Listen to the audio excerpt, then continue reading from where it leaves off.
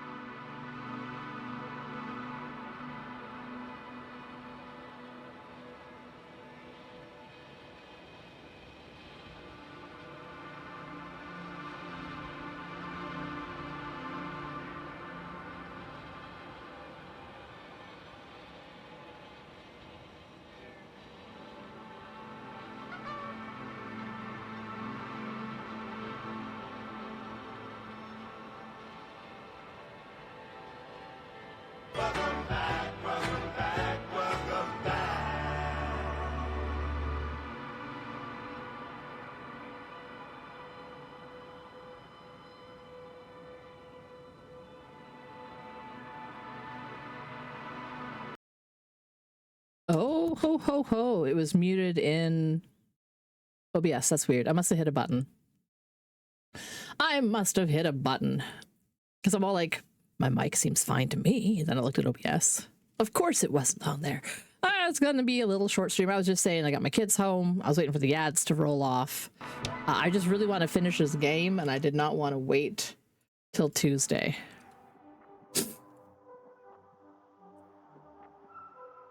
Oh yeah, the last thing that happened before I had to go.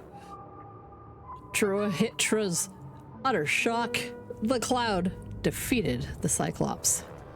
We anticipate they'll arrive in a few days. A few days? That's a lot of time. Like how he's been here for like over 400 days. We'll Welcome come back along. to that. Let me go back to the radio. I'll return soon. Okay, so I'll have to redo this part a little bit. So that's the one he was fighting. And then over there is where the second Cloud comes out, but we haven't seen that yet. So we just run over radio, right. But to scramble some eggs. So I have to catch up a little bit from where the last checkpoint was to where I was. So I still have to do this again where I connect I'm back. The fight is and over. talk to I think I know the outcome. I'm registering Novik. increased activity from the Cloud. Yeah. Yes. A complete fiasco. This was to be expected. It was to be You didn't expected. expect the attack to succeed, did you? If you had seen Rahitra, it was like all the energy had drained out of him. Maybe that's a good thing. Should cool his impulsiveness, right? Well, that's right. Blame the Cloud on everything. Do you think he's finally ready to talk? I'd like to talk to him. Okay, let's put you on a big speaker. Okay. I'm switching you to the bridge. He should be able to hear you now. Hello, Condor. This is Astrogator Novik, commander of the IC Dragonfly ship. I repeat, Yeah, there's the rest of the this is Cloud Astrogator getting all Novik, mad. the crew of the USCA Condor cruiser. Please come in. Could you stop with all these? Rohitra, Engineer Rohitra. Among our crew, I'm the last man standing, so to speak, which I guess makes me commander.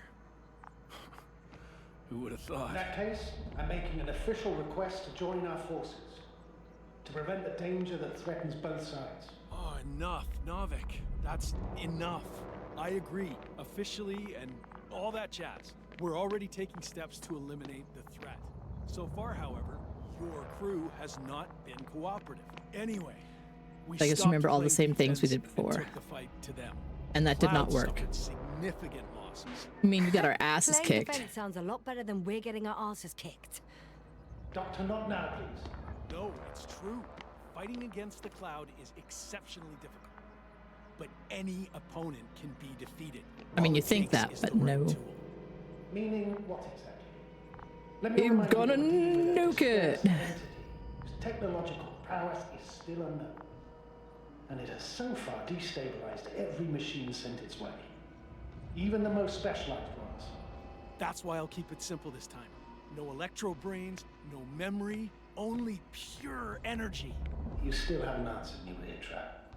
And in my mind, that would just say that they'll just adapt to nukes and then they'll be unstoppable. Bombing what? Explosives? Cluster munitions? Hydrogen. What? Rahitra? Are you serious? Damn right. I won't leave all this unresolved. How many warheads do you have? 54. From 30 kilos to 100 megatons. Oh, Like that's a lot of nukes. over the top, I'd say.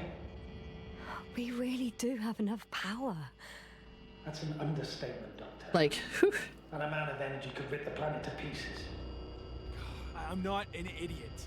I won't send everything at once. I'm preparing 8 smaller warheads. To start with. And then? We'll see. Are you sure this is a good idea, Rahitra? Listen, Yasna, I know how it must look to you. A hot-headed guy from the Alliance who wants to use nukes. But put yourself in my shoes. I have 24 hours tops of complete situational awareness. I'm taking action here and now based on my... Why say 2 dozen? Why don't I just say like What will 24 happen? hours? Where will I wake up? In what condition? So I'm going to avenge my people before that happens and ensure the safety of those who survived. They all deserve better than this. I know you understand. You're like me. You would do anything for your crew. But we won't save anybody by taking revenge. I understand how you feel. But you can't approach this problem in terms of revenge. We are dealing with creations of necro-evolution. Dead evolution. I love that idea. Probably non-sentient ones. Taking revenge on the cloud is like... Whipping the ocean for sinking a ship? Exactly. Like Xerxes. We won't gain anything from a Oh, mindless Xerxes. attack. On the other hand, knowledge about these creations may turn out to be crucial in helping their victims. In helping you, Rahitra. My memory, you could... It's possible. I mean, I got my memories you. back pretty much. What for? I haven't done anything. for reminding me of my mom. But as long as the cloud is a threat to others, my condition comes second. You, Rahitra, are still reasoning as though we were standing face to face with a thinking opponent. What if these beings are not our enemy at all? Oh, good one. Are you forgetting how many of us they've already killed? I will never forget, Rahitra. Still, I can't help feeling that they operate without any strategic plan. They just They're turning one react. They're just instinct to another. They're animals, non-sentient, plants. as the doctor put it. So what, they're stupid? And that's why they can't be hostile? It's absolute nonsense. Well, it could be. You've dropped a few words on your personal dictionary. Can you use refreshing? Hello, Iris. Welcome in. The machines aren't consciously hostile They're not stupid towards or us. hostile, but rather programmed to react to radio waves, to brain waves. Hey, you gotta stay hydrated. They're Hydrate. breaking Okay. down communications to thwart the exchange of information. So... they see no difference between a man and a machine? They None. take our brains for transmitters. Yep. That's why they're attacking us? Exactly. Wait, what species are you talking about? Dr. Yasna found various traces of conflict. The list is long. Hundreds of thousands of Everything on generations. land from like, Both living organisms what, like and 4 or 5 million mechanical years creators and of the cloud, onwards, as well as slowly other we're dealing with products this of shit. dead evolution. The list is quite long. Only the Hang on. ocean creatures have had any luck. Creators? Yes. Millions of years ago, someone must have built primordial mechanisms. Machines could have self-built in successive generations, but something must have created them first. I don't buy it. It's like some robot fables. No, Rachel, these are No, this makes the most sense. These are not made by people. evidence for us. And if they're machines, How did Someone these had to make machines 'em. even get here? Who built them? Probably some alien race, highly evolved. It all Maybe adds up they if were we here assume they before the, crashed on Regis 3. But not even a single before living the sun went organism supernova. survived the accident. Only machines were left. And then what? They started bashing in each other's tin heads? Doesn't make much sense to me. Machines don't have emotion. First things this is first. my theory. Millions of years ago, some highly advanced race sent machines to Regis 3. Potentially And these were crashed, 'cause there was specialized one, like, homeostatic mechanisms. Thick spot Left with and no then one to rings command of them. like As successive an engineer, generation. you know well how it is. A robot does what it needs to do, whether it serves someone or not. At first, All you can think of is they that those probably just repaired those control themselves. panels make a really awesome built a modular home with their synthesizer. dead Like, oh my god, look at all of those, right? Forced them to change. Imagine a room Exactly. this size too, where you're just like Certain scootling around, types being of like, predator eat anything that moves. flop, So I'm betting they were attacked by local fauna. flick, The flick, key flick, flick, was flick, that these flick. machines had the ability to produce others as needed. To The combat, say, flying reptiles, replicators. they started I've seen producing Stargate. flying Replicators are machines. bad. That still doesn't explain why they started fighting among themselves. Since they already defeated the living organisms, why keep producing themselves? It makes no sense. What is a guiding principle of a homeostat? To Survive. Apparently the machines pose a threat to one another. They use the Resources. same source of energy to function. A common, finite resource. They need that metal. Okay, but why did some flies survive this? Not something bigger and better. That The way bigger I doesn't see mean it, better. They were better. The best. In necro-evolution, the bots that used up the fewest resources won. So they miniaturized, or became sedentary. The former process gave rise to the cloud. The latter started this bizarre genre of metal structures, resembling vegetation, which formed the city. And those They're puffy still growing? plants. No, they lost the fight for survival, and now they're just rusting remnants. God, that'd be so fun. I Only just one want form like survived. I want one of these The flying chairs, microbots and I just want that like conquered all land a control areas on board like Regis this. 3. I don't know, just a these flies like a were fidget just toy. Just flip, flip, adapted. flip, flip. To the conditions of this planet? Yes. The sound that that's those kind how of it lights make when works. they turn on, So, that like a to kind of a buzzing summarize, chunk, some chunk. alien race sent advanced robots to Regis 3. The local dinosaur-like monsters tried to eat them. Uh-huh. So the robots produced other robots, Yep. which produced more and more robots. Sounds right. Until they fell victim to their own overproduction. You betcha. After a number of iterations and wars for resources, they spat out the murderous cloud, which took over the planet. Indeed. Well, To put it land at simply, least. For me, the matter is perfectly clear. Makes no sense to bomb these creatures. If anything, that'd be detrimental, right? They would probably adapt to the But radiation. how else do you imagine defeating the cloud? I don't. That's the thing.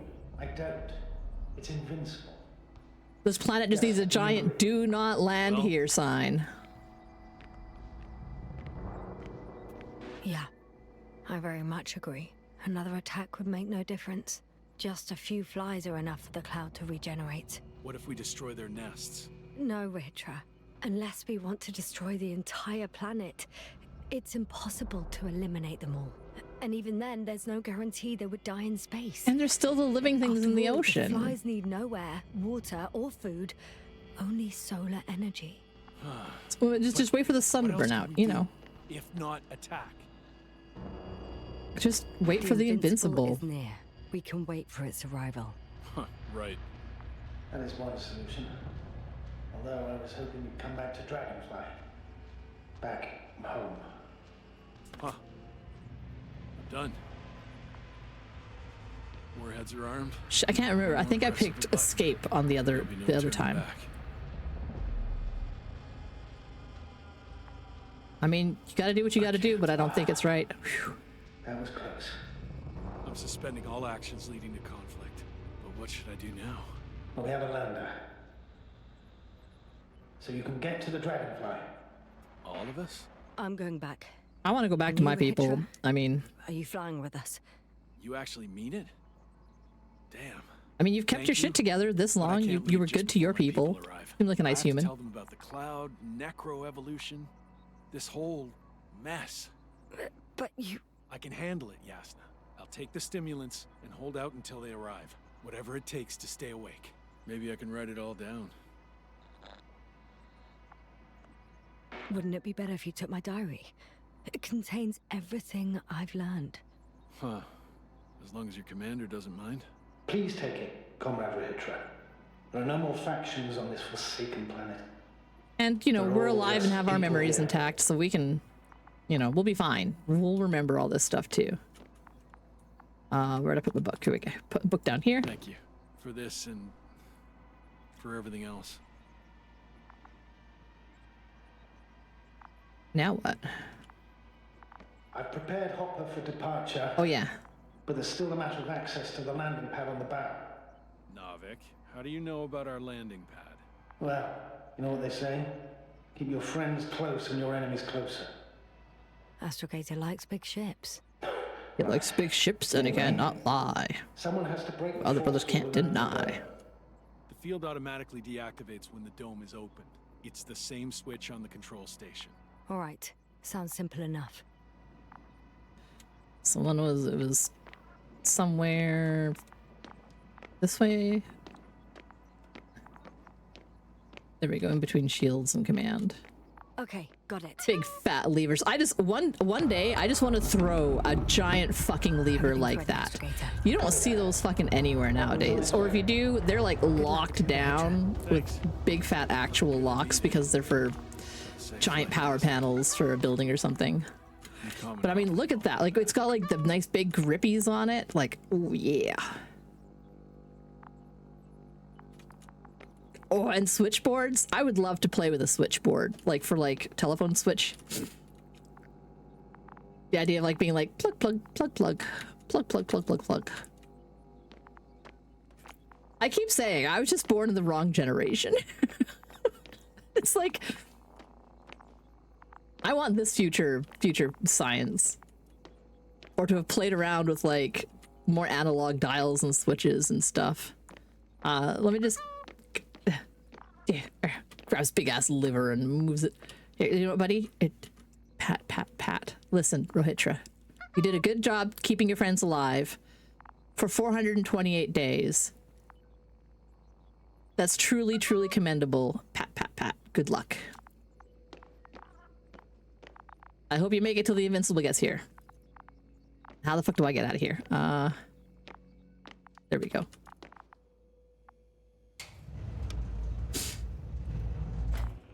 The upper deck.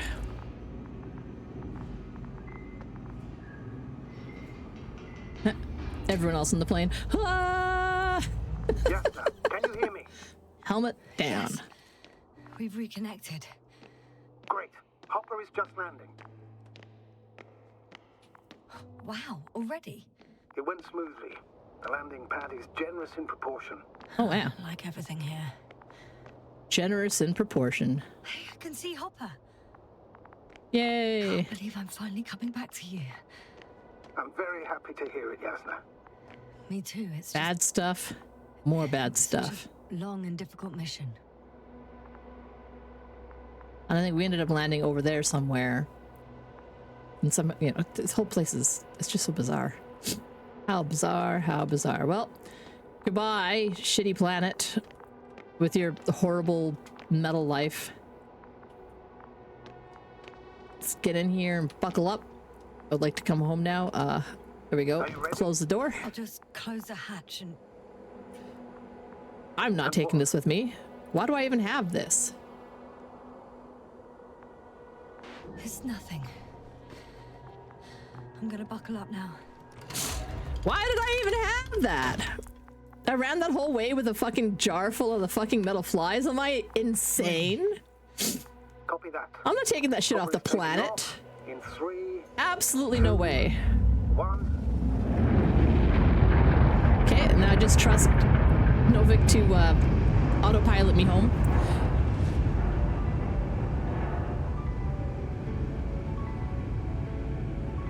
My one science friend did we lose 2 science people? And no, how many do we have? Novik, Merritt died. I found the other 3 guys. And our robot. Okay, so I was literally at the end of the fucking game.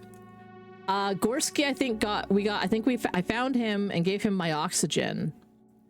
And Novak was able to get him with the lander, but I was like lost in like the tunnels under the city.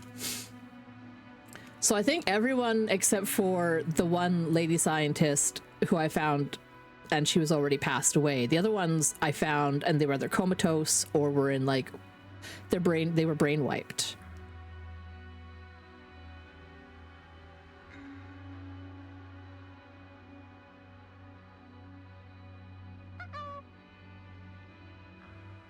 No. She had the option and I'm all like, fuck no. Absolutely fuck no. I'm not taking replicators into space. I saw what they did to like the metal on like the other things. Like they were eating that one cargo ship. I'm like, nope, no thank you. Don't want any of that. Bringing things that eat metal into a fucking spaceship? No sir. Taking them anywhere else in the fucking galaxy? No sir. Not me. Not me. Though I would like, we'll take a look at the, what makes you think they're not already aboard this pod? Well, I mean, I had that container and I threw it out the door and closed the airlock, so hopefully I'm okay. I mean, how do I know they're not in my suit as we speak? We won't know until, like, you know, ever. We just have to hope that, that we left them behind. Grey goo is one of the technology ends of the world. Yeah, just replicators. Smashes container, flies attached to pod. I think they wouldn't make it through exiting. I mean, I don't know. They probably would. Who knows? I wouldn't say like going through the atmosphere again on exiting. Well, let's take a look at the comic book together, because we can take a look at the whole thing. Chapters. Field base archives. Browse entries.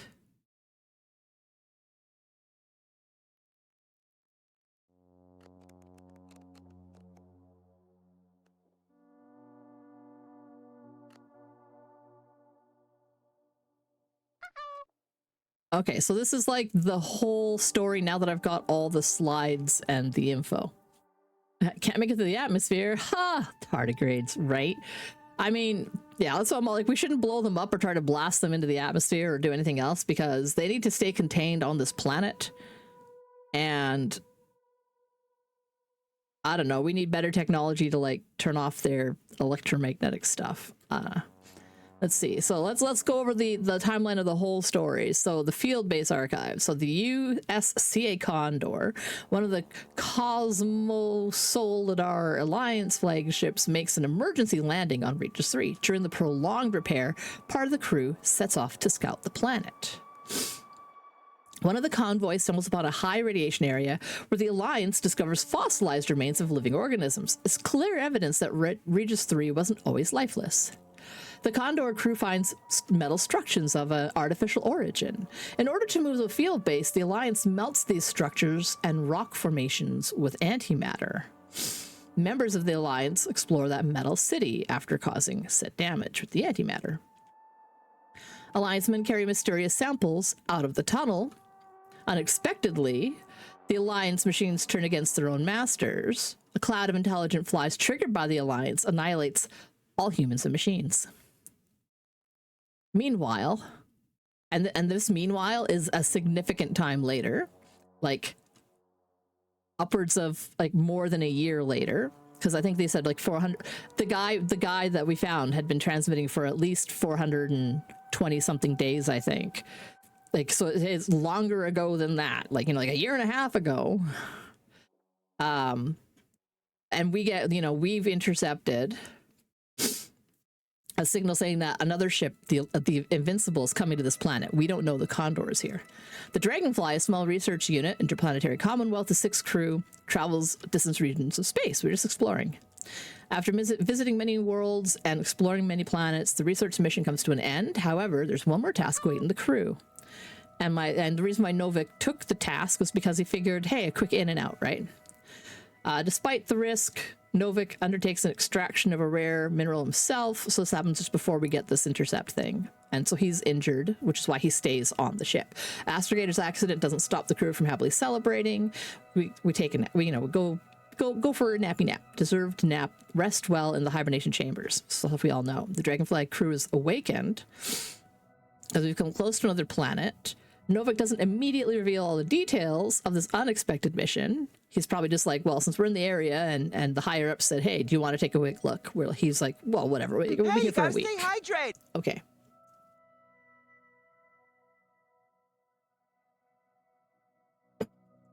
Okay. Hydrated. Thanks for the hydrate. Regis 3 appears to be of no research value to the Commonwealth ship. However, the Alliance is sending their most powerful unit there, the USCA Invincible, and we have no idea why. We just hear that they're going there. So that's me on the comms.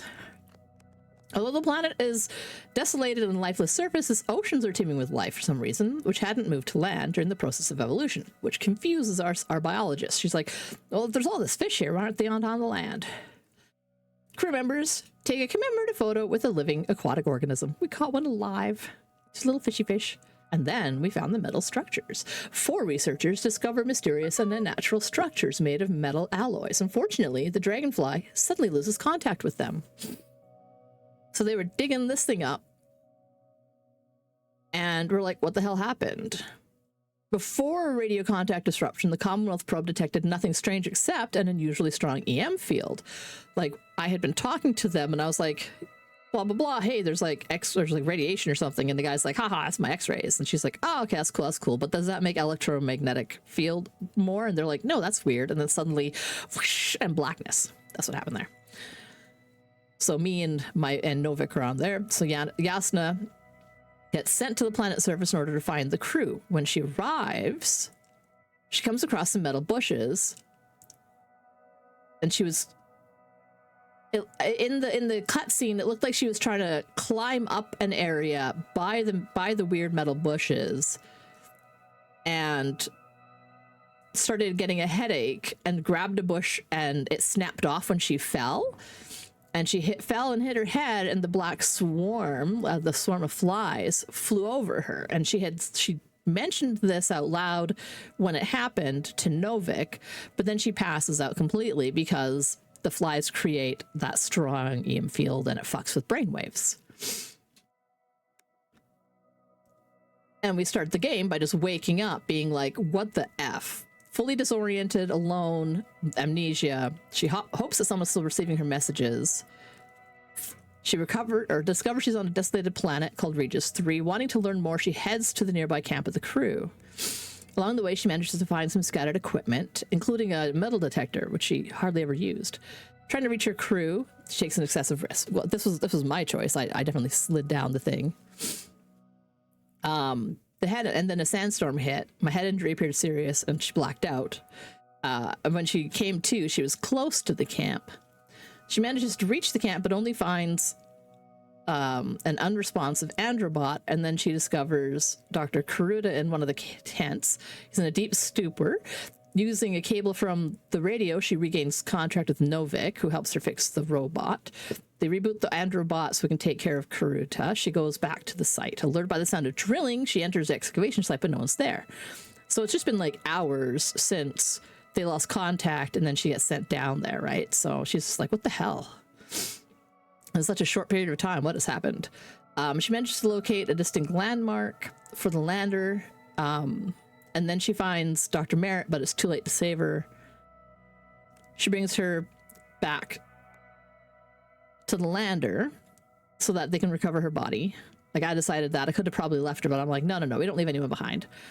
Eventually, I find Koval, and he is alive, but he's also in a stupor. So I look at his science notes. I take him to the lander. I fix up a probe. Bring it with me. Hey, Veladan. Yeah, we just finished the game, so I'm reviewing the whole story timeline with the comic. We still have to find Gorski. So during the search for the last crew member Gorski, I used the metal detector to track the underground structures, which is what he was doing when he took off. Ooh. Oh, booty. Rocking everywhere. The lander returns to the Dragonfly with RT, which is the androbot, and the 3 crew members that I had found to this point, which means 5 of us are accounted for out of the 6 total crew, and I'm still looking for Gorski. Yasna talks to Novik about the future of cybernetics. She sees opportunities for development and prosperity in autonomous systems. According to her, robots will eventually become equal to humans. That was like the discussion path that I took. Yasna doesn't find Dr. Gorski in his last known position. To continue the search, she enters an area with limited radio coverage. And she finds more metal plants. She recalls that she saw similar metal plants before, at the very beginning of the mission, just before her accident and her memory loss. Yasna finds Gorski's rope. She slides down it, but gets stuck a few meters above ground. Having no choice, she follows Novik's advice and descends by jumping and grabbing the probe, which worked out. Yasna encounters unusual metal structures. She refers to them as the city because they look more constructed than the previous iterations of metal that she had seen. They had like big honeycomb kind of structures and interesting shapes. Earlier, the descended probe had been damaged. Okay, yeah, so when I grabbed onto the probe, it had been damaged. I helped Novik repair the machine so it can continue to follow us. I find Gorski's belongings along the way with a deployed relay, and she follows the doctor's trail. Eventually, I find him unconscious and immobilized, like he slipped into a hole, and I think his brain just wasn't working good enough to get out again. It turns out his blood saturation is dangerously low. He's been down here longer, his oxygen has run out, and now he's been breathing like atmosphere or something, which is not amazing. It's got oxygen, but it's got a high methane or methane or whatever kind of count to it. Anyway, she gives him her oxygen and carries him to an open area so that Novik can send a lander. As she's setting up the relay, the ground collapses underneath her and she falls into the city. Luckily, she grabs the fixed probe and it drops her gently. This part was weird. She just starts, you know, her brain. Yasna loses strength and hope to get back, and as she's completely giving up, she unexpectedly meets Dr. Karuta, who helps her escape from underground. Even though she knows that can't be, we go with it. We're just like, okay, you know, we're desperate. We're down in the deeps. I know I would be freaking out. And I mean, her oxygen levels are not great because she gave up her oxygen tank to her coworker. Yasna managed to regain contact with Novik. She also realizes that the lack of oxygen has caused her hallucinations. But it kind of let her say goodbye to her friend because, like, his memory is toast. Like, he's fried. In the city, Yasna encounters a large machine, a walking antimatter cannon that belongs to the Alliance. She tries to sneak past, but the antimat detects her. In the end, she miraculously manages to survive. And has questions about that because the little probe seemed to purposefully, and I don't know if whether Novak had any hand in that, but it attacked the antimat, and the antimat considered the probe the danger and ignored me after. I find a bunch more information off of that guy, like off of that machine, about the Alliance's field base. And I also rescue the core from the little probe, which I had named Bali. Bali!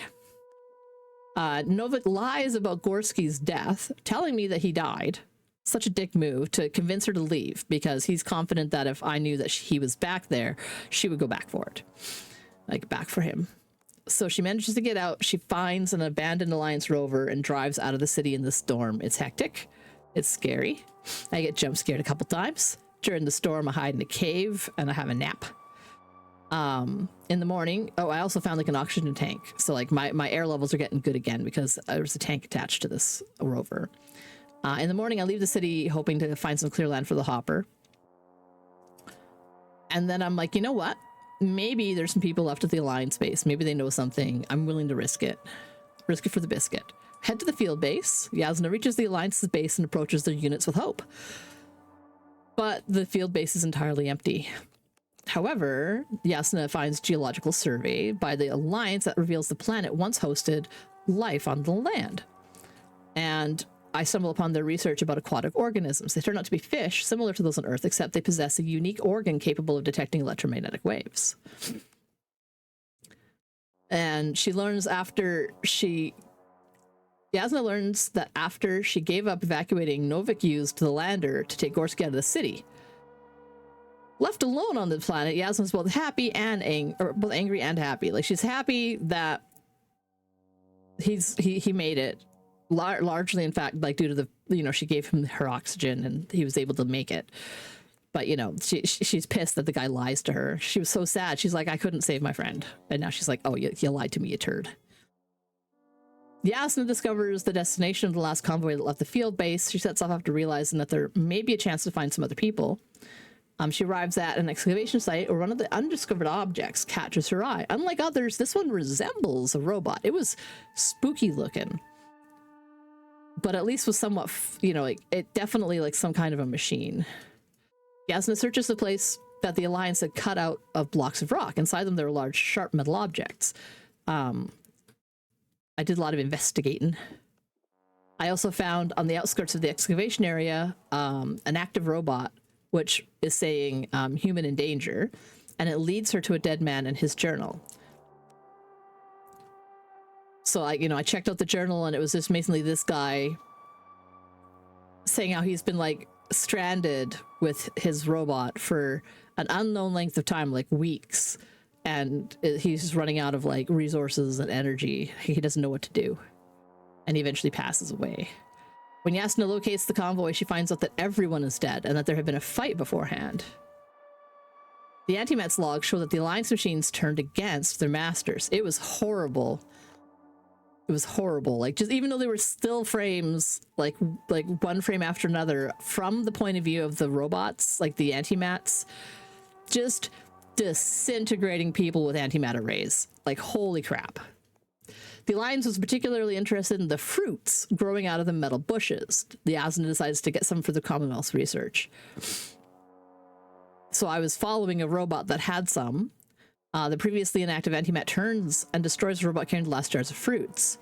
However, the machine ignores Yasna and shuts down again, which we then figure is probably influenced because of the little metal things. Like they rewrote the machine so that it would protect the nest or something.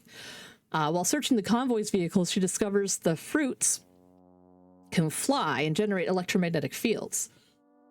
Oh, sorry. The Alliance calls them flies. Gonna drink some more.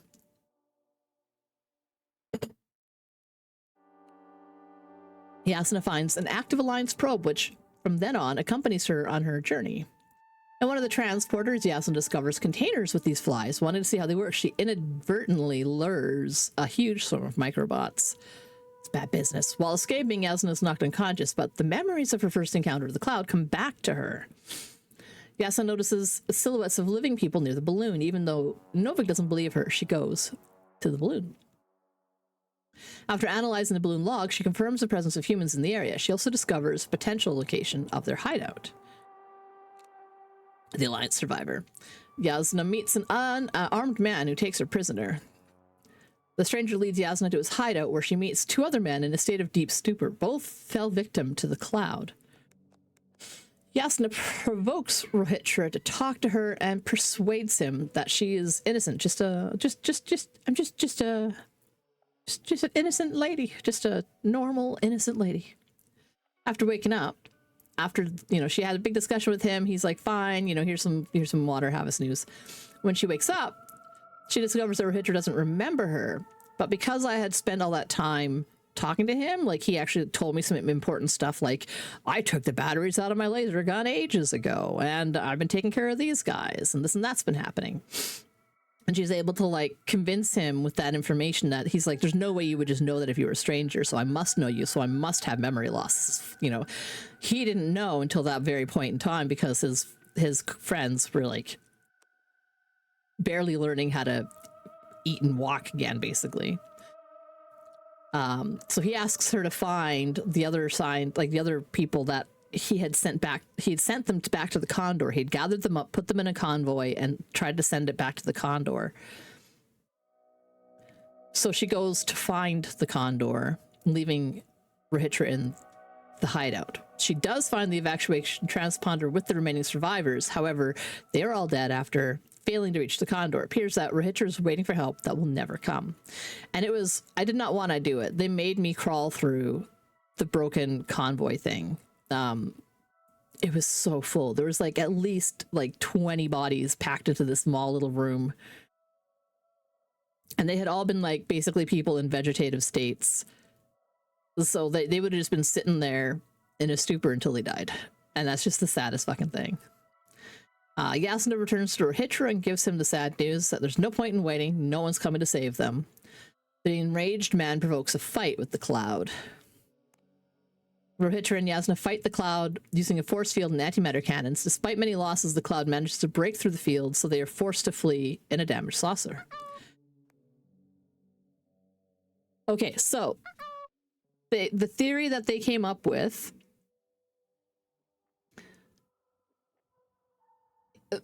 and I don't know if they'll talk about it more here. Doesn't look like it. Okay, so the theory that they came up with through her notes and through the research that she found on the Condor itself, like that's something that it doesn't look like they're pointing out here, is that I've spent some good time running around inside the Condor in their medical bay where they were researching. Like, they had been there for weeks and weeks and weeks, and their people were getting affected by this cloud. And they were like, their theory is, and it ties in with like, so like the fish can detect electromagnetic fields and they run away from the cloud. So the cloud creates really strong electromagnetic waves, and those can fuck with the with the electrical impulses in the human brain. And so their thing is that when these flies encounter something that they feel is a threat, they let off a high amount of a particular frequency of electromagnetic waves. And depending on how much of a blast you get from that, it essentially short circuits all the wiring in your own brain. And what relationship the flies have to, they are the cloud. The cloud is made up of billions upon billions of tiny little fucking flying like machine bots, like little triangular sharp machine bots. I'm wondering if there was a close-up. So all those little triangle guys that fly around, and they fly around using some kind of electrical impulse of some sort. Like they basically just hover around. They are the mobile or fruiting body of the weird metal plants that she sees over here. So these weird plants, like the life cycle goes, there's the weird metal in the ground, kind of like organic roots or underground like root passages. Branching off of those root kind of passages in the ground are these, like the fruiting bodies, these branches and tendrils that are pulling metal from the previous generation. They're like a fungus on a tree, but they came from the tree to start with, like they evolved off of that. And these tree things are covered in, like they produce and are covered in these fly things. The fly things defend the immobile body.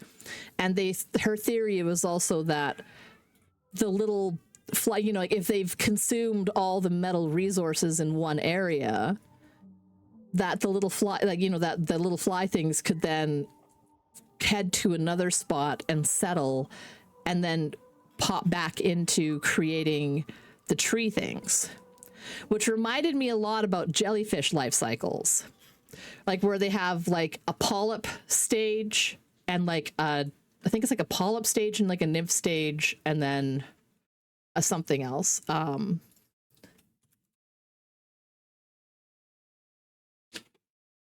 And with, I don't know if it's all jellyfish, but there are some kinds of jellyfish, like the Medusa one. Here we go. I'm gonna do this because I find this kind of actual biology science super fucking cool. So with jellyfish, some kinds of jellyfish have the ability to do this. They can go backwards. They can go from being a full jellyfish creature like this, and they can devolve basically down to a little polyp thing that's in the ground and then rebud and send off little jellies again. Like, so the Medusa jellyfish or whatever, it can do that. It can go from here and it can land itself on the fucking ground and dig in and basically turn itself back into one of these units to regenerate and to reproduce, and then it buds again and sends off the little baby jellies and grows up again. So this is the same kind of idea in my mind that these creatures are doing. But where do the crabs come in? The crabs are probably living very far away from these things because it looks like life in the ocean has been able to adapt to detect the electromagnetic waves coming off of the flying things and to just GTFO, because this stuff was not found in the ocean. This stuff was only found on land and centralized in one location and spread out from there. The science teams from the Alliance also have had like lots of they'd been there. They ended up being stuck there for ages and ages. So they had a lot more data. So, you know, she got all that info from them.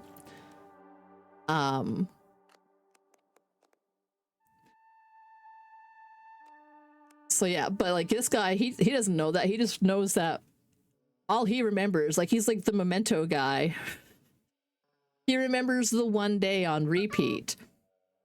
And anything that's like inconsistent, he's probably just writes off as like him being tired and stressed out. The flies are defending the trees from potentially themselves. Like part of one of the things that she talks about when they're up on the bridge of the ship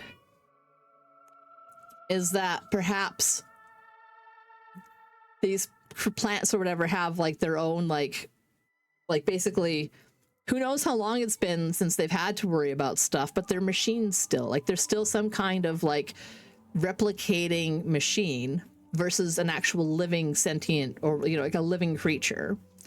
It's just that some types of like convergent evolution type stuff, like, you know, what's an effective way for a living machine to reproduce and to do its job or to survive or to follow whatever its prime directive is, which made me think of replicators, like Stargate. Like, you know, the replicators just replicate. That's what their whole thing is, just make more of themselves. She thinks that potentially they're just going to keep on protecting themselves and replicating, and perhaps they even had other kinds, like because this I don't have like the pictures, but like if earlier in the game there was like a couple of like big graphs that showed like where there was life, then there was a supernova, then life slowly started coming back, and then this metal started showing up in the core samples they took. And from the point that the metal sample started showing up, the diversity of life on land started to drastically decrease. So it's very likely that there had been, you know, like millions of years of these metal things slowly killing off various life that damaged it or threatened it in any way, shape, or form, to the point where there was nothing left. Like there's absolutely nothing left on the landmass whatsoever. It was like, you know, there's nothing. They were like, there wasn't even bacteria, according to like Novik or whatever, right? Like it's like there's literally nothing besides these plants, and that's why they probably settled down into their cycle of being a plant and eating metal, and then moving in the cloud to the next place to eat metal. And if they were going to run out of that, they'd probably evolve to consume themselves or something. Like it's hasn't been good. I've just been really fascinated by it. Anyway, so we escape, we get back to the Condor, but I was like unconscious because we crashed, and dude took his people into the ship and started setting up the Cyclops, because he's like, I'll send the super robot. It's one of the biggest ones our military ship has. And it gets just owned by the cloud. Like the little machines just F it up. They electro impulse it until it can't do anything, and then it starts fighting the drones and blowing itself up or something. I feel like the biological arms just sort of ended at a less extremely lethal level of the only land survivors are those trees. I still think of them kind of like a mold, almost like they're just trying to absorb the metal so they can make more little machines. So that's how it's doing it. It's absorbing metal and making more of the little machines through this structure. So that's like its manufacturing. And then anything that like damages them probably triggers. They probably, every night, I guess, when there's a big storm that rolls across the planet, the cloud gets aggravated too. Because so I'm like, they're clearly unthinking and just responding due to stimulus, right? So something irritates it, it sets off the fucking zappies. And they also figured that the reason why this guy and Yasna both didn't get completely fried, because she did lose some of her memory. She was hit by a pulse. No, they're a steel and tungsten and something else alloy, predominantly. So they're not a carbon-based. They're all made up of the same metal. Like the fly things, the tree things, and the underground metal structures, like the weird, like metal structures that they kept finding, were all the same kind of metal alloy, which is probably whatever, like, I like how like Yasin is like, something crashes on the planet. It's like, I'm like, yeah, it's potentially, these were originally some kind of self-repairing little robots that maybe were on an alien spaceship, and the ship crashes and all the life is dead, but the little robots are like, well, our job is to make more of us and fix things, and there was nothing to fix, so they just started making more of themselves, or something went wonky. I don't know, but it's fun to theorize. Yeah, so Hitcher proposes a nuclear attack. Yasa manages to dissuade him. Don't nuclearize a planet just because there's scary, stupid machines that probably wouldn't work anyway. And then I'm like, yo, I'm not taking these off of this planet. Let's just GTFO. That's how close I was to the end of the game when I had no time yesterday. I wish I had, like, I didn't want to be late to pick up my kids. I was so tempted, though. You have no idea how close it was to being like, fuck it, I'm going to finish the game and then go get my kids. But that's super cool. And now I want to read the translated, the actual, like, the novel, because it was originally it's a Polish author. When did he write it? Stanislaw Lem. The Invincible. Also, look at this, like, original cover art on this thing. That's amazing. I love that.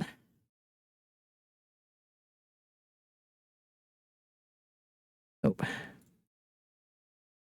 The 60s. But yeah, I mean, I'd read, like, I'll have to, like, read that, I think. I do love some science fiction. I love that hard science fiction, and they had a lot of it. Hello. Back in, like, the 60s, 50s and 60s. I have like a whole box full of classic science fiction novels and pulp fiction that I got from my grandma because she loved that kind of writing as well. Like, I really super duper enjoy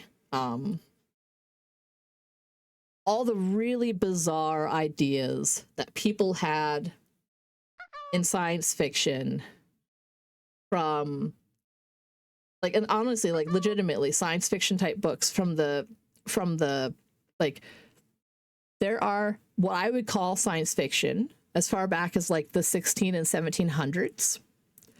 I am an English major and a nerd, and I've read so many fucking books. But, like, basically with the rise of empiricism and the, like, Royal Society and theories on, like this, you know, being able to having telescopes, having microscopes, like the first sets of, like, when microscopes started being a thing and being used, it just blew up the zeitgeist, and people started having wild ideas of what kinds of things existed and how they existed and why they existed, which I absolutely love. I love reading that kind of stuff. And I super love the really wild things that came out of, like, the golden age of science fiction, basically. Like, just such silly and amazing ideas. And I am able and willing to take a lot of those really old books with a heavy grain of salt, because they are products of their time and can be, and usually are, ragingly sexist, often, but not always, but often racist and shitty. But usually in there is, like, depending on how it is, you know, I can look past some of that and just be like, what is the science idea they're trying to do here?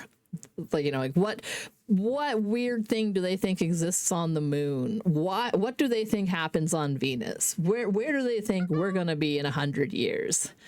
One of my favorite ones was a book where it was just like a lot of them take a huge, like, this is capitalism in another 100 or 200 or 500 years, and I'm like, oh boy, we're already there. Like, holy shit. Yeah, no, exactly. Like, I feel like there are things where people are not trying to be shitty, but they're, you know, by today's standards, that's stuff that would not fly. And you know, I can read those books still and just be like, wow. I usually just laugh at them, being like, wow, how off base that was. Especially with the sexism. Holy fuck. even the ones that are moderately good are still like just wow. And then and sometimes it is meant to be completely shitty. That's why I said it depends on like what the intent of the author and what they're trying to say. Like more often than not, the ones that I enjoyed reading are ones where like they try to write a woman as like a strong CEO of a thing, but then they're also like, she clearly, you know, slept with every guy on her way up or something like that. And I'm like, come on, guys, you could have just left it as she was a strong woman who made it big. You know, you don't have to be fucking sexist about it. It's like, oh my God. Oh my God. Or there's a lot of dudes who write off authors who wrote their dude characters as having like very serious like I'm trying to think like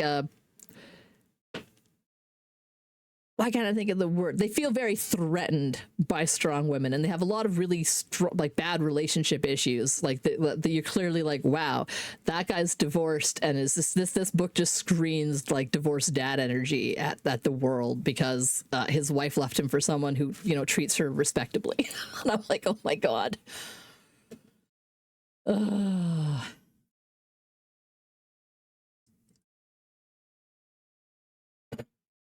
But a lot of the time, a lot of the science fiction authors don't necessarily like talk about what their people look like all the time. So I can sort of like gloss it over and be like, well, since they didn't describe this character, I'm envisioning that character as one of these variety of human races. And, or, you know, I'll be like, nah, that person's not some blonde hair, blue eye guy.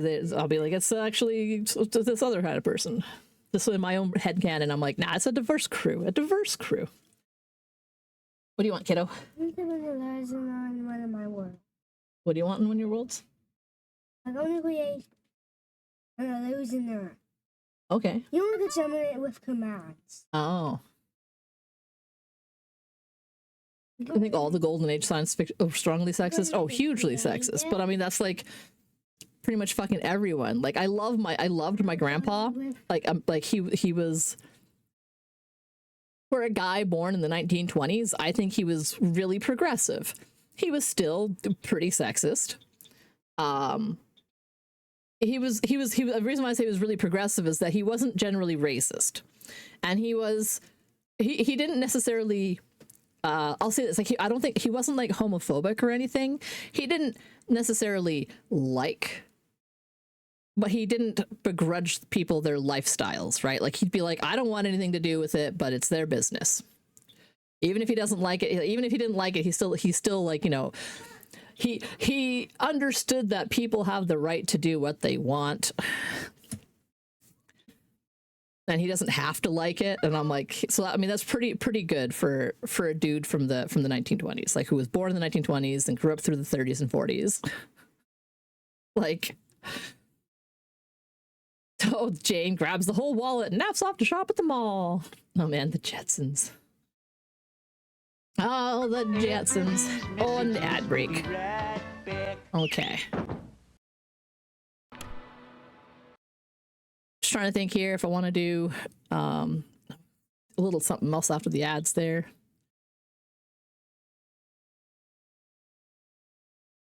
A lot of numbers.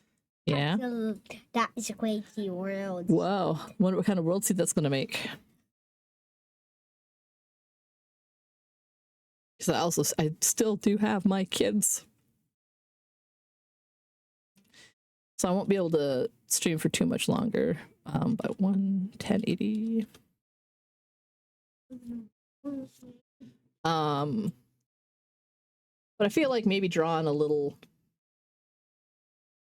something. A little something. Yeah. Summon it. Summon command. That's a tablet capture, but where's my Clip Studio capture? There we go. I'm thinking, first off, let's find a nice brush. So I was going to play around with the pencil that Snoot had found.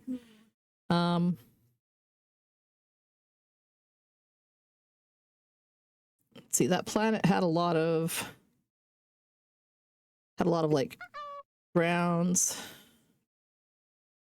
and reds.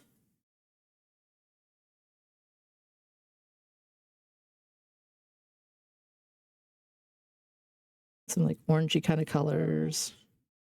Mommy, look where I spawned. Ooh, we spawned down in the hill there.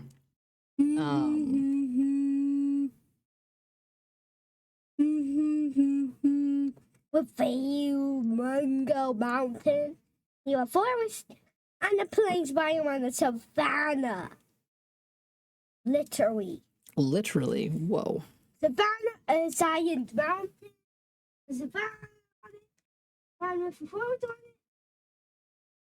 Plains. And also a little pond. Any more opacity on that? Mommy, look. Look. Interesting. I mean the class. I think look, I'll blend it out in a I want a blend tool.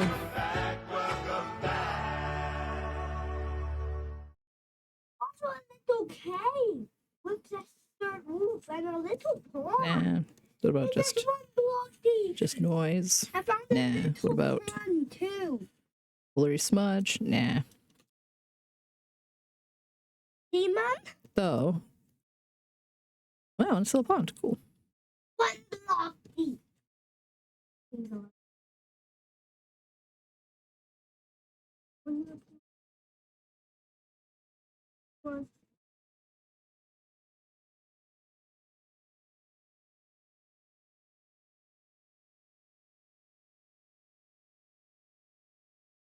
I like dry brush that a little bit. Actually, that would be a good idea. The dry brush.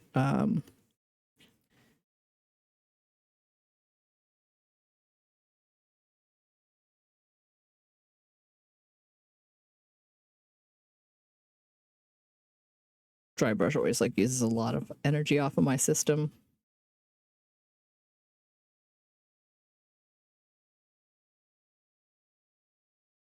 I want to smooth that all out.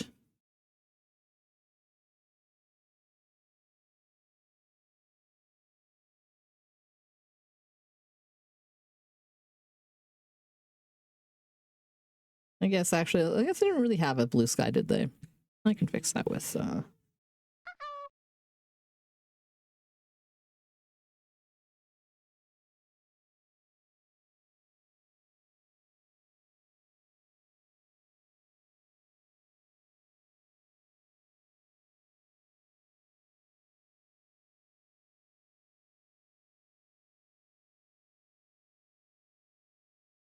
I was trying to remember. Let me take a look at my screenshots of the game.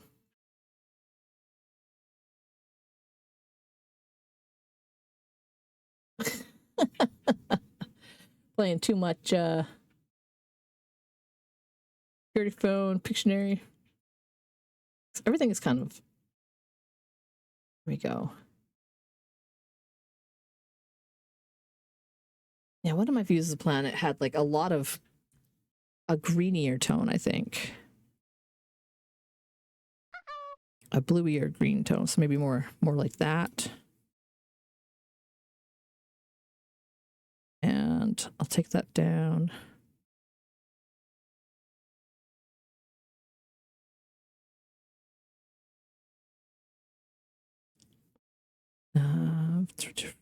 There.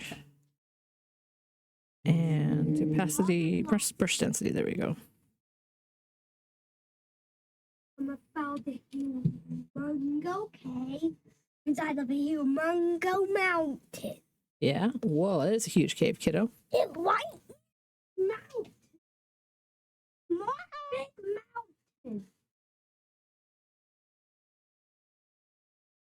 And a big lake. So big. Oh my god. Also a dripstone cave. Oh my god, this looks. Oh, recenter that, please. Thank you.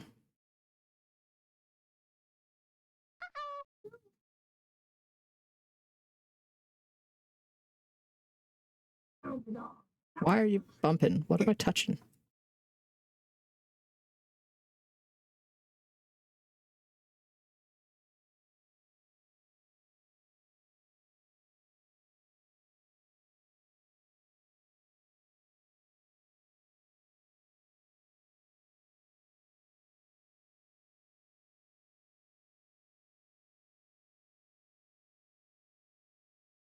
Going back to that blur tool, dry brush.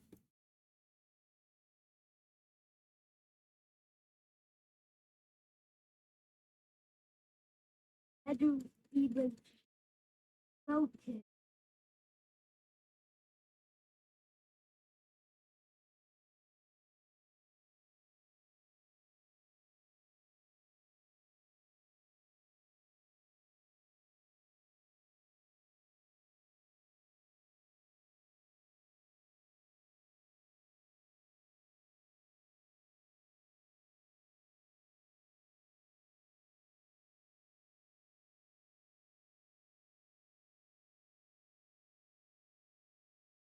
No, no, no, no, no.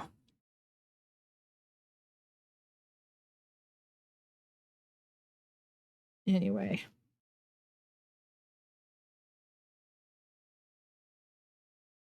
They have big, chunky rocks and things.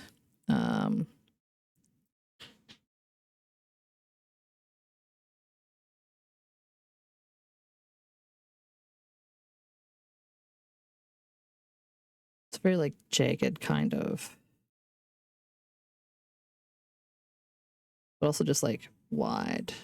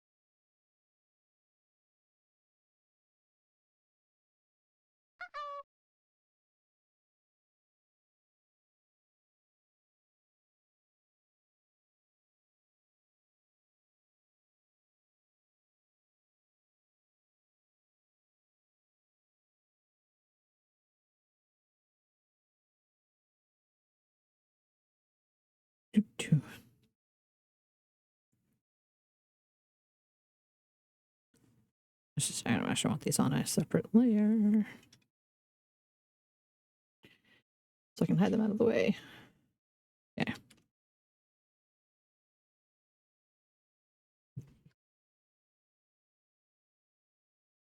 Jutting out perhaps weird. There.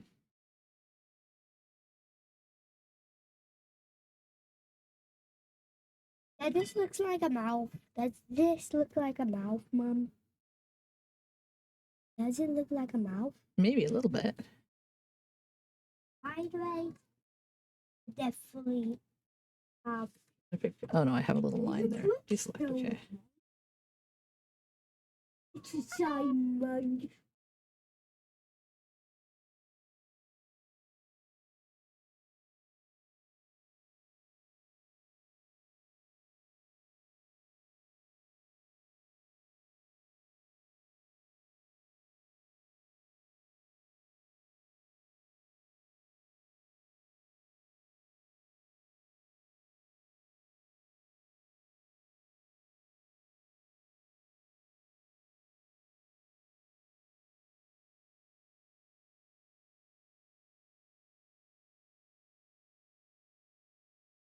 Here's what the Wikipedia says about the flies in the book. Individually or in small groups, the latter are quite harmless and capable of only very simple behavior, but when threatened, they can assemble into huge clouds, travel at high speed, and even climb to the top of the troposphere.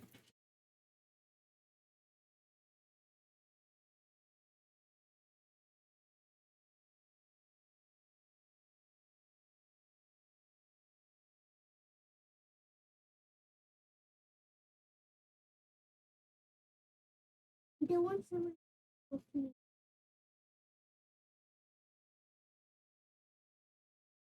I don't need someone to play with me. Mommy, I don't want you to play with me.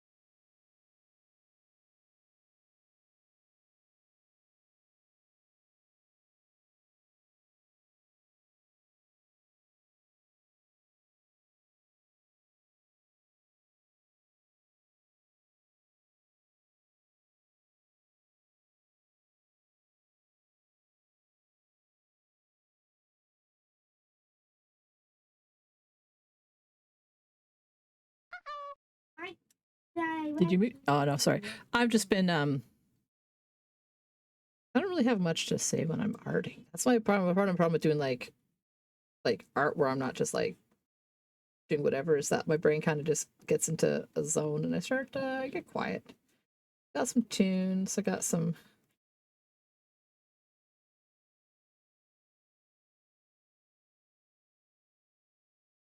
Got my favorite pencils.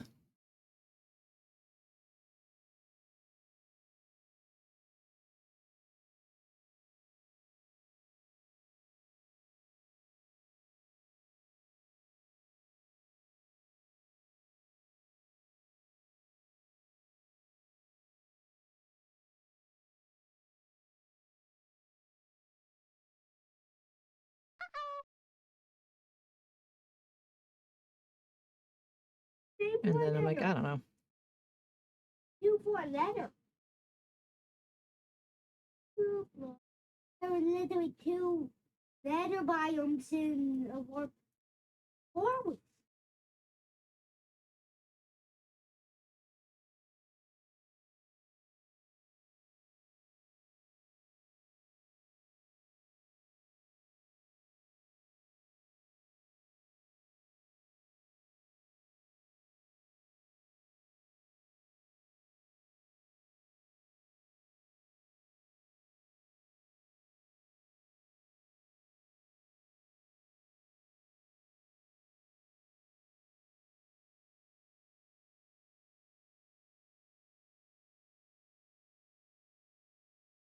That's not the color I wanted.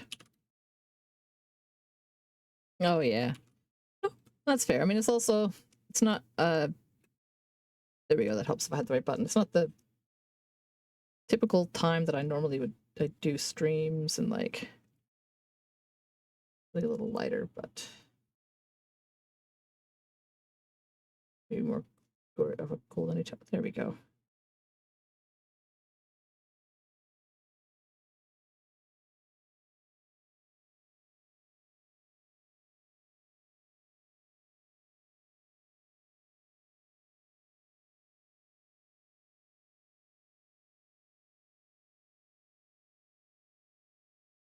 I like block in some like hills slash whatever, some sunlit like.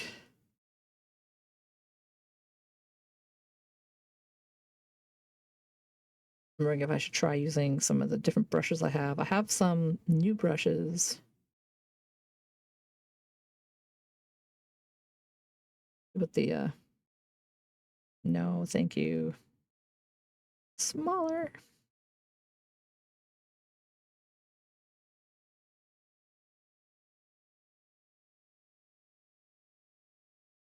All Bob Ross style. Boop, boop, boop, boop.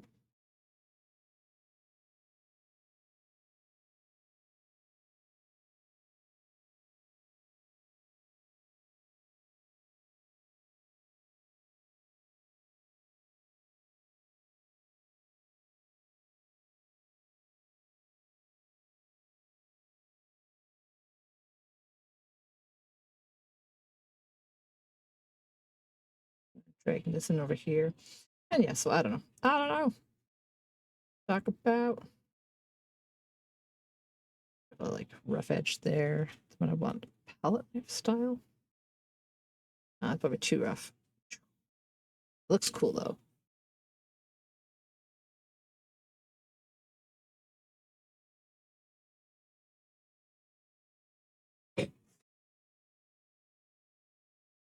Mommy, can you look? It used to be a sock sheet. Oh. I didn't put a shadow on it. There's a shadow on it. There's a shadow? What are you talking about? Oh, a saddle.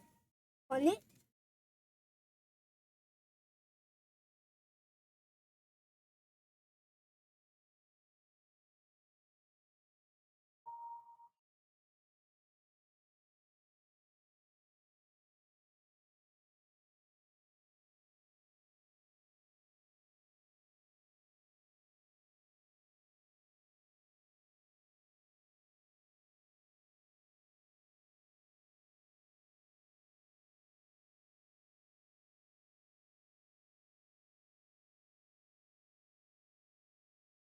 Select the color one, please. Thank you. I was trying to like give it like a bit of a. I think that's where maybe the. No, thank you. Bigger.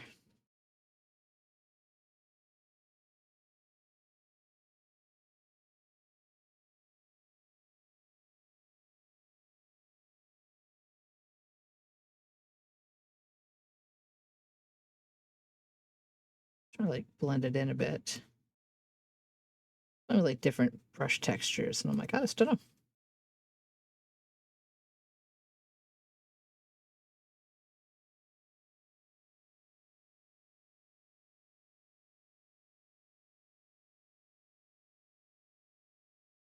The other thing I gotta do is I can go in on this layer and just start adding in some layers of, because I have a lot of, I knew something was kind of weird. My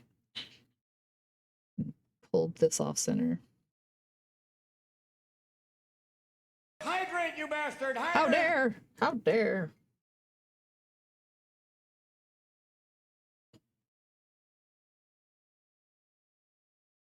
Okay.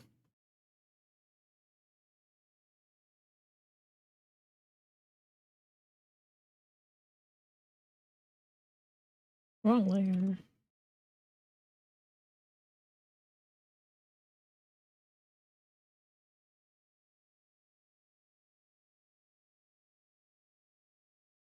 We'll play.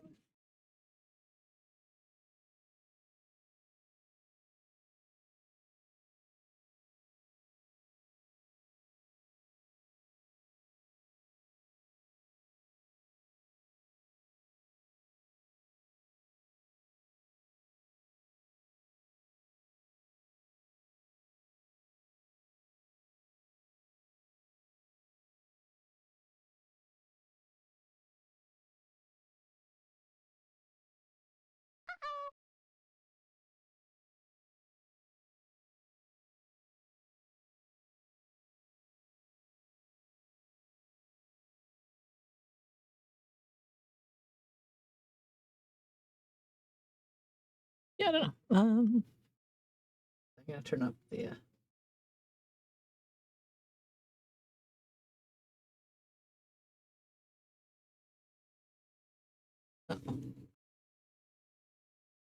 My phone is mad because I did not charge it last night. Let me just plug it in. What? I did not plug it. I didn't plug my phone in because you wanted me to sleep in your room instead of leaving you alone at night. Or I get alone. I know. I know. That's why I didn't do it. Serious. Then, little while later, I packed. Oh yeah, it's Clip Studio Paint Pro. Yeah. So right up right there. I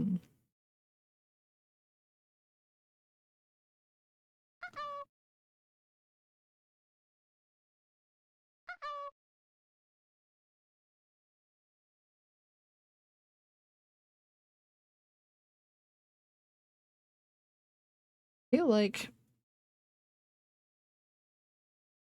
I don't know.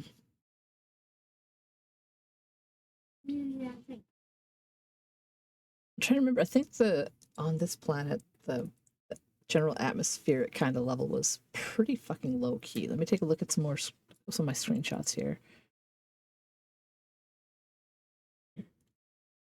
Like you can visibly see because this is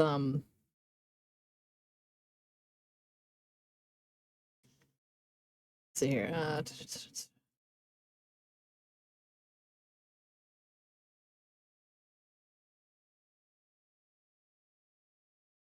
have a lot of pictures from like more of nighttime views.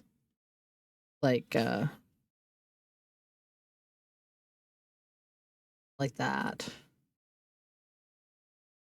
Some are green.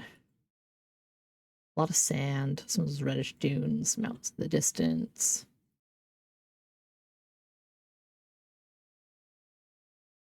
That was a cool view through the little porthole.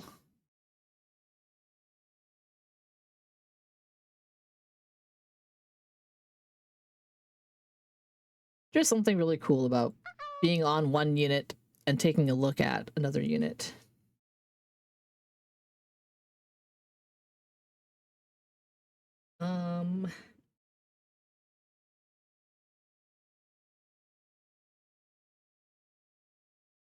What if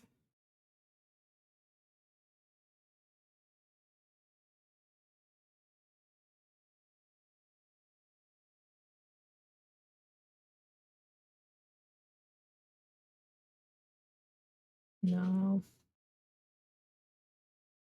I don't remember how in this program to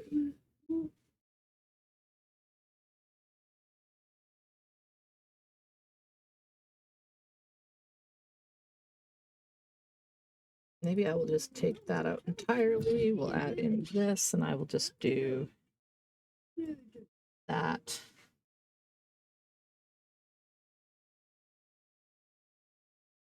Because it did have a very like sort of reddish or a darker kind of overtone. I kind of like that. Because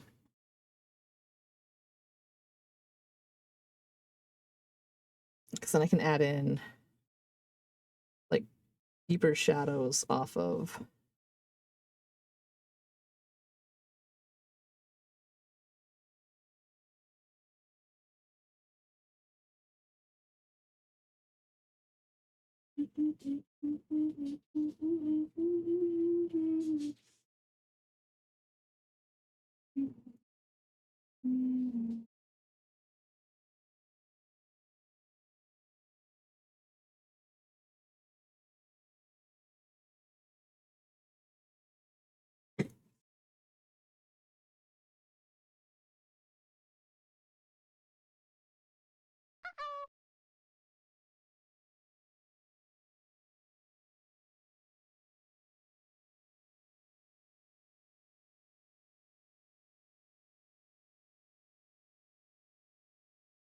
Craggly rocks, rock faces and such. And then just sort of the shadow therein.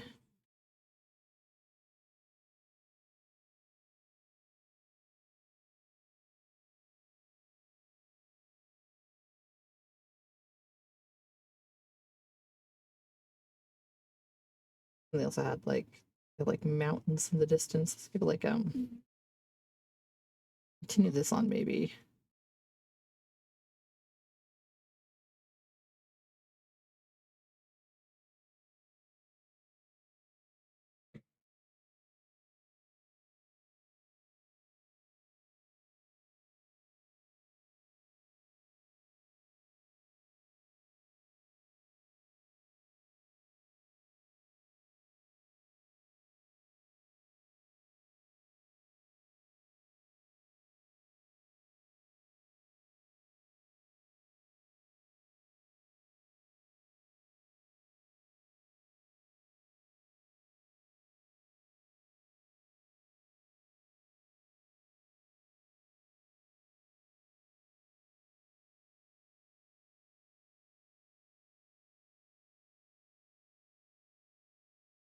And I want a higher contrast on like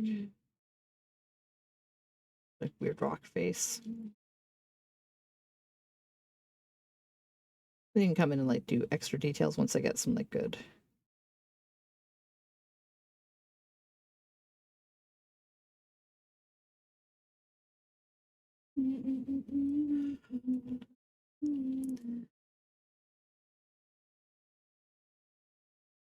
I remember when you drew a giant moon over a tropical lagoon in a paint and sip class once, and it wasn't until you were done you were like, should have made that a giant Saturn-esque planet. I mean, I really dig it when you get those kinds of. There's just something about like things in space and stuff that where you're just like it's just cool.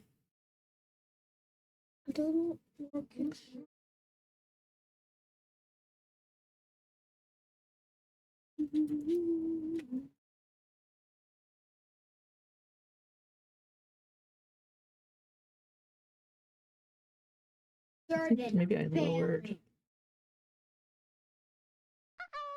No, my brush density is good on there. Okay.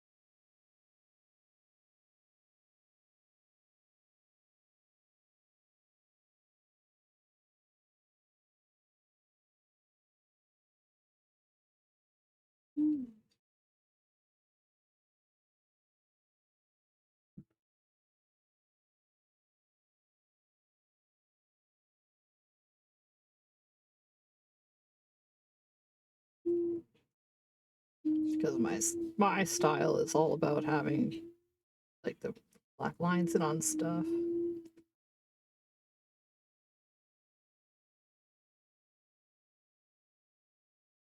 in that texture. Showing kind of like chunks of rock. I like to come in over top of the color with my details. Especially on like that kind of a thing.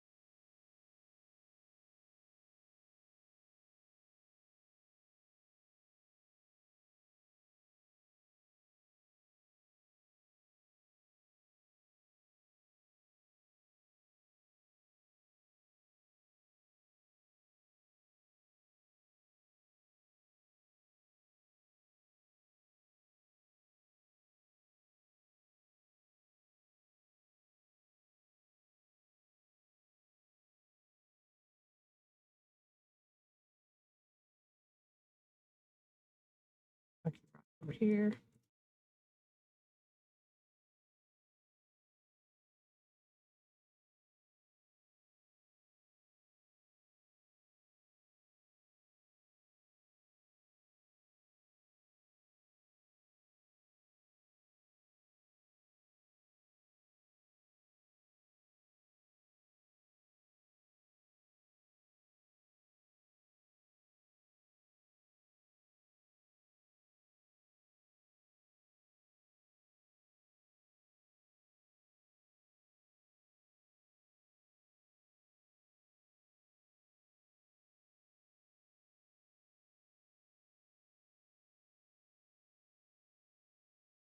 I almost wonder if I should put like a body of water in this little chunk, because there are some waters in the game.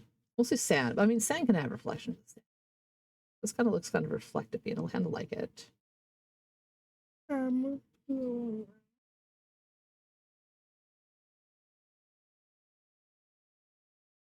kid wants me to play Minecraft with him.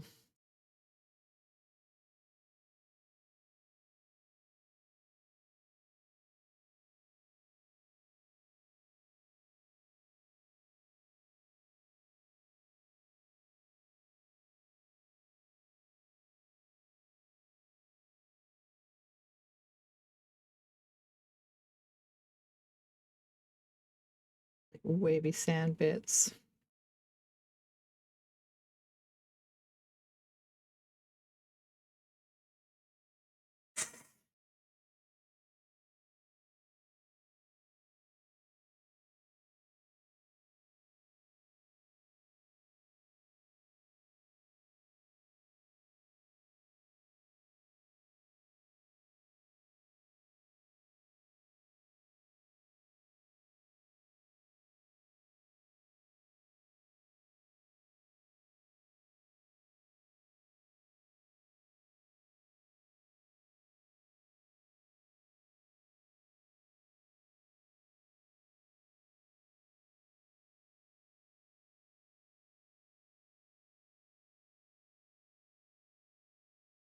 Okay.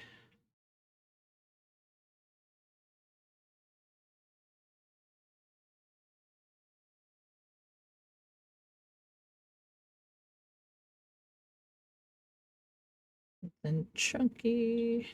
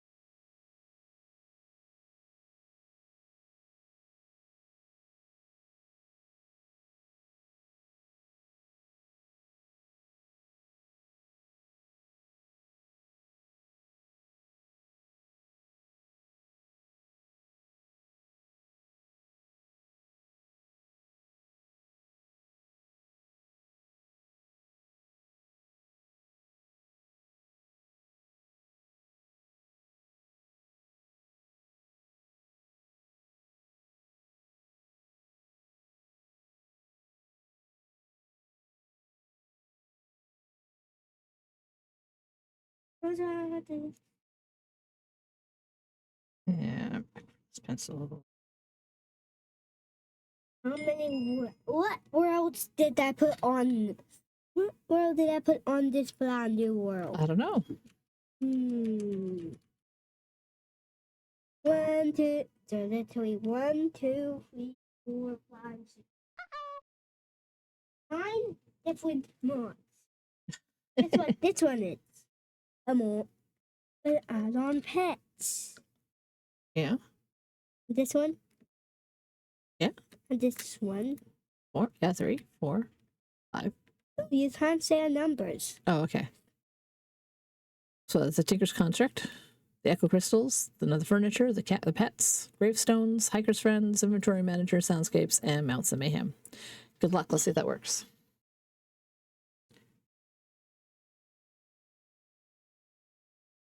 It did. I want it back to It did. It did. this one. This is the one I wanted on this size.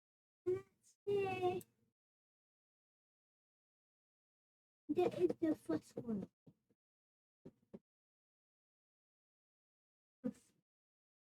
One, 2, 3, 4, 5, 6, 7, 8, 9, 10, 11, 12, 13, 14, 15, 16, 17, 18, 19.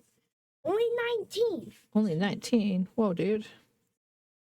1, 2, 3, 4, 5, 6, 7, 8, 9, 10, 11, 12, 14, 16, 17, 18, 20.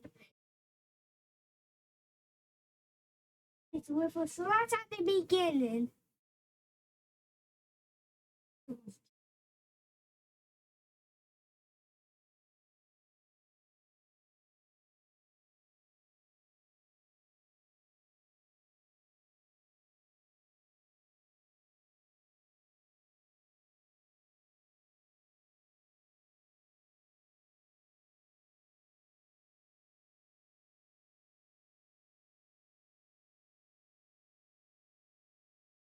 Last 1, 2, 3 is the last. 1, 2, 3, 4, 5, 6, 7, 8.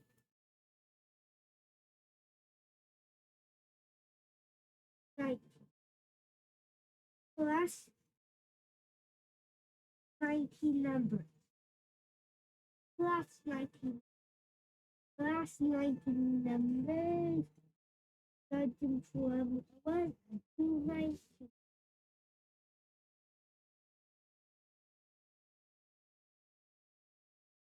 That was too many. Kind of too many.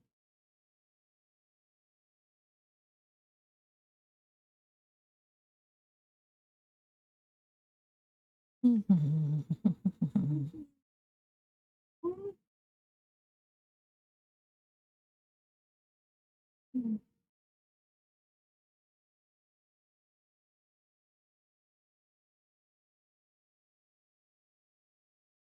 figure out how I want to do like the real distance ones.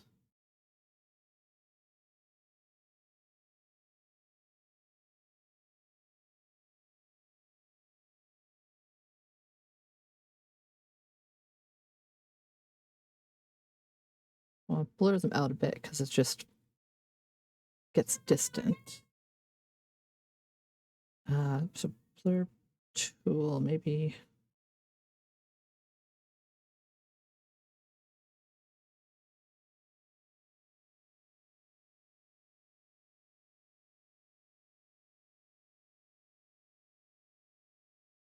Maybe.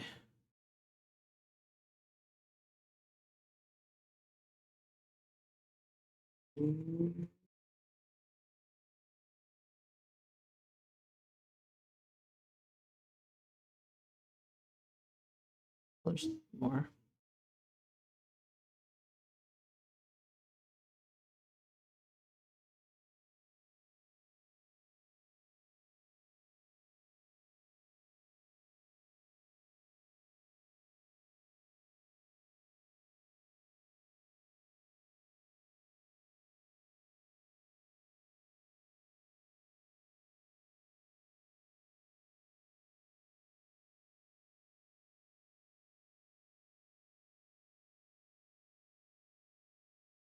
Mommy,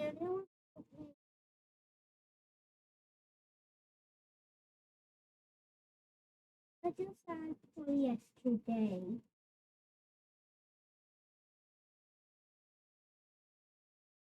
Just had for yesterday. Still sad from yesterday.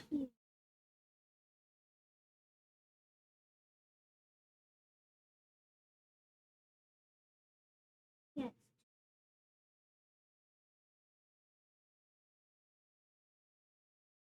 Really sad from yesterday.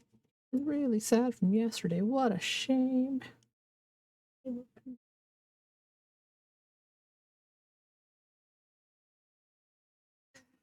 Okay.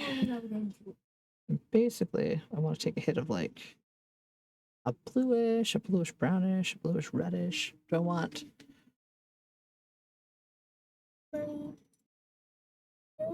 Yeah, something dark.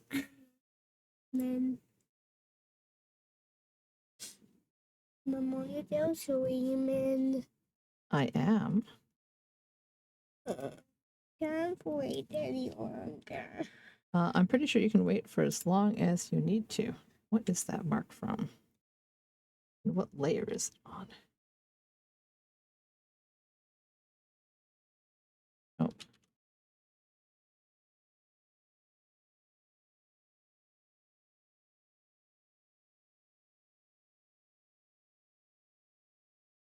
There we go. I'm all like, why do I have that on there? And I want this on.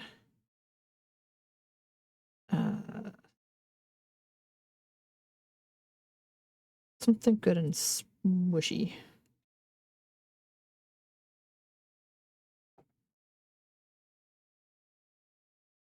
Maybe one of my new brushes. It's sort of smudgy. Oh, then the dark ones. Oh, Watercolor, brown watercolor, and rough wash. snowy. Undrawn.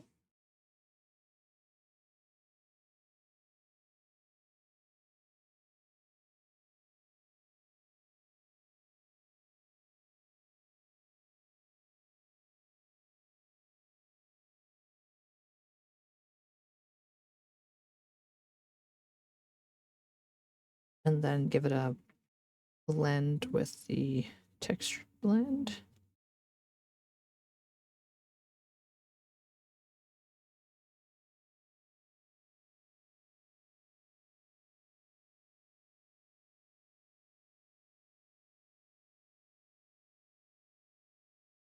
Roughen that up a bit there.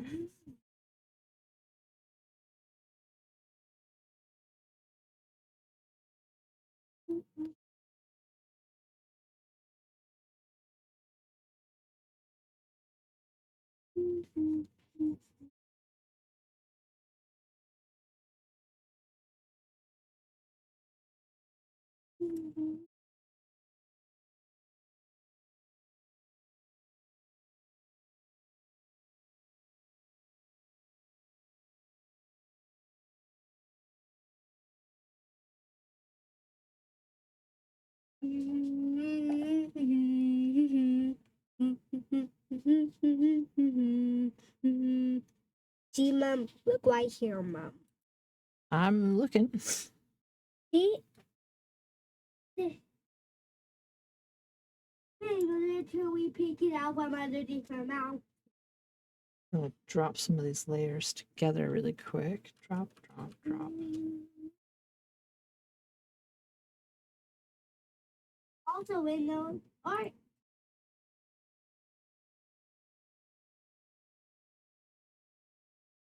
And I was going with not this layer.